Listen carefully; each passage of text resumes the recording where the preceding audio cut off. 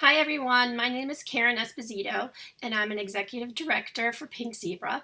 Today I'm here to share a tip with you or some tips on sponsoring. And I think one of the greatest ways to sponsor, if you're not doing it now, is to start sponsoring at your home parties. It's a great opportunity and you have a captive audience right in front of you. It's a free way to add team members also. And if you're not talking about the opportunity at your parties now, you're doing yourself an injustice. Just think about it. If you host 2 to 3 parties a month, which hopefully you're doing more than that, but you'll have at least 30, 40 people that will be in attendance, and these people are yours for however long your party is, say an hour.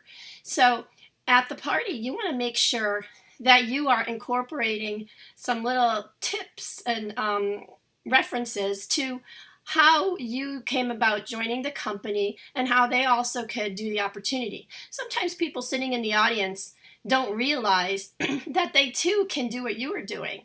So you want to make sure that you actually let people know that it's an option and that you're looking for new team members. You never ever want to have somebody at one of your parties, leave the party, and then search the opportunity on the internet.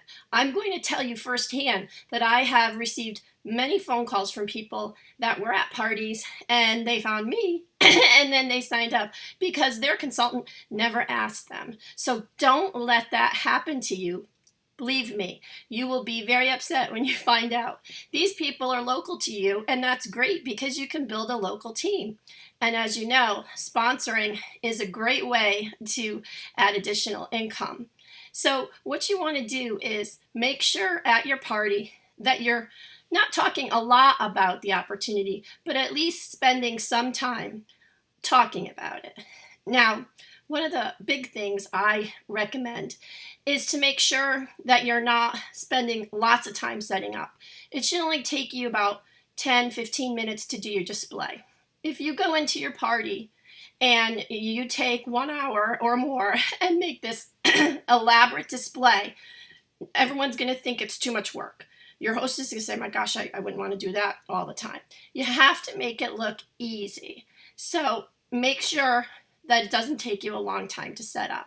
Arrive 10-15 minutes early, like I said, set up, and then talk to your hostess. I like to just mingle and listen to the guests. A lot of time, just by listening, you'll pick up on, maybe somebody just lost their job, or you can find out too if somebody is a party hostess, like a diva that always has the parties.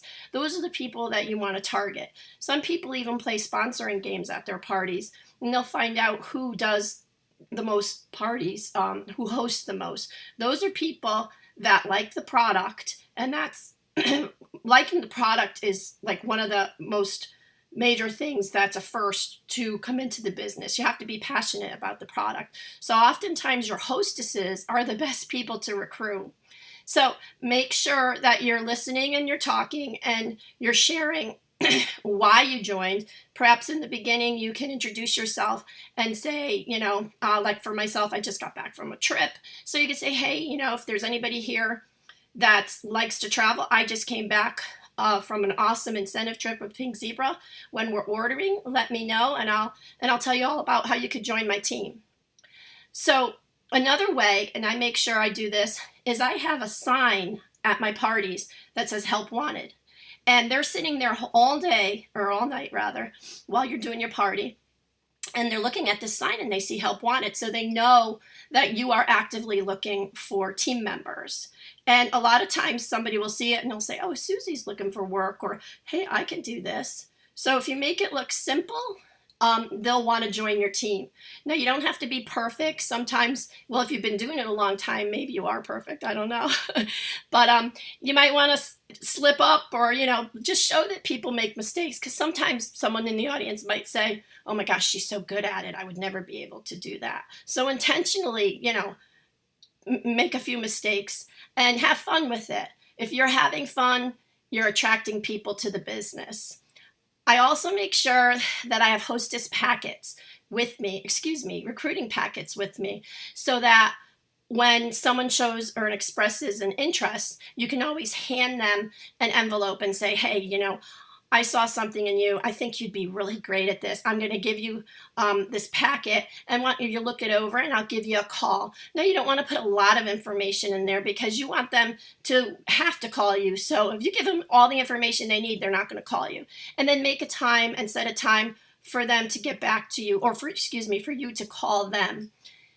So those are just a few ways of sponsoring or getting people to sign up at your party or to join.